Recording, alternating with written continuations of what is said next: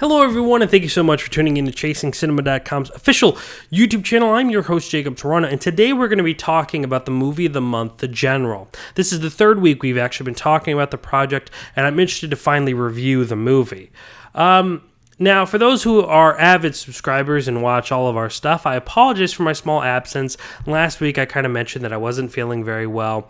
I ended up getting worse. I ended up losing my voice, not being able to talk. I ended up just kind of getting worse and worse as time went on, but now I am back. I am here, and though it is Monday, I'm going to bring you guys my movie of the month review. So if you haven't been following the movie of the month, we took the 1926 classic silent film, The General, and have been breaking it down every single week, which we'll do now every week for the movie of the month.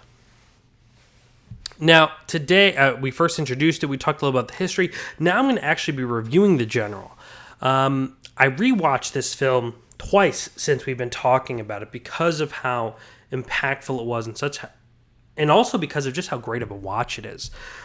This movie offers some of the most spectacular action ever in cinema.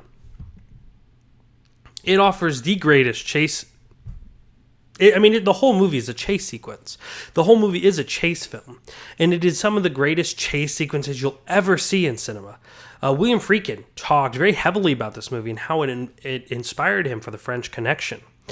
And he talks about how, guys, this movie was not done with any computer animation, not done with CGI. I mean, remember, this is 1926.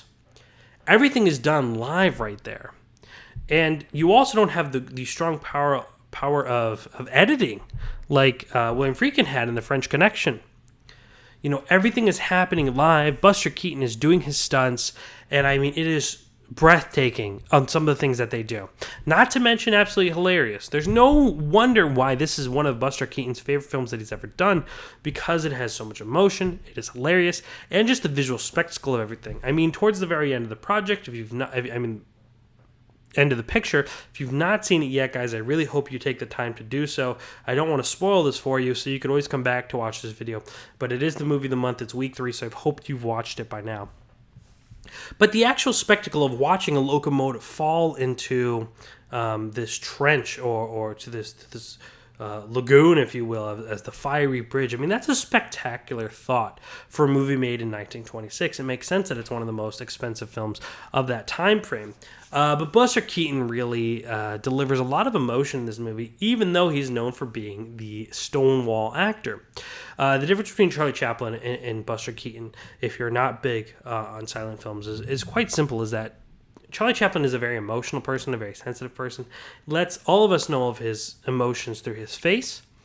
Where Buster Keaton was always known for playing Stonewall. I mean, there's a lot of other differences if you want to kind of get very deep into them, but because I'm trying to make sure this conversation is good for everyone who's watched The General 100 times to someone who's never watched The General, I'm going to try to keep it as surfaced as possible.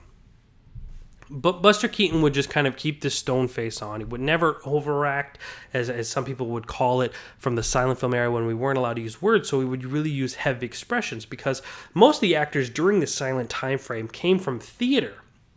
And in theater, the overacting was kind of what was necessary. But now in film, we learned over time that you don't need to necessarily overact, because the camera can capture your emotions with a close-up, which is, you know, arguably the most important thing the film offers as far as an art form. Nonetheless, getting off track. But some of the greatest scenes in this movie is watching Keaton in this in the engine, I don't know necessarily the word for it, but, you know, controlling the general and the train and the other train that he steals, and just watching him experience what's going on in front of him and not really know. For instance, there's a scene when another train, or a cart from another train is in front of him, and he works to push it over to the side on another track, and he's doing all these things, sits back down, the track actually brings him back on the main track, and Buster Keaton is just kind of totally stunned on how this train got back in front of him. You know, it takes a couple looks, nothing too over the top, something that you would kind of find in a movie nowadays as a reaction, without the cursing and yelling and all that. And other things, but his reaction is what kind of delivers a comedy here, you know. then it happens again when that train eventually leaves the track. It's really, really funny. And then, just the thought of him wanting to enlist and not understanding why he cannot enlist it is also quite funny in the sense that by the end of the movie, he has to salute every single person because he is named lieutenant. I mean, this is just a really, really great movie. It's breathtaking. I mean, this is a movie that has great action, some of the best action in film ever because of how authentic it is. Because it wasn't made with a computer or a green screen or greatly edited. Not saying the movie's not greatly edited, but not the editing term that we all necessarily understand. There's a phrase that we'll fix it in post. It wasn't necessarily that easy back then. So, I mean, it is a spectacle that you really have to witness. Truly one of the greatest films of all time, let alone one of the greatest silent pictures of all time. I hope you guys enjoyed it and took the time to watch it because it's a movie that will touch you, make you laugh, and really wow you if you think about it. I mean, I, along with William Friedkin, as he says in his interview, still don't know how Keaton is able to pull off some of these stunts in this picture. Ladies and gentlemen, that is my review for The General. If you want to find out more about The General, you could head over to chasingcinema.com, hit the news button, and I'll link up the other 2 videos that we've done on the project as well. Hopefully I'll be able to talk to you guys a little bit more about it next week. It all depends if this interview can happen. Still kind of waiting on the response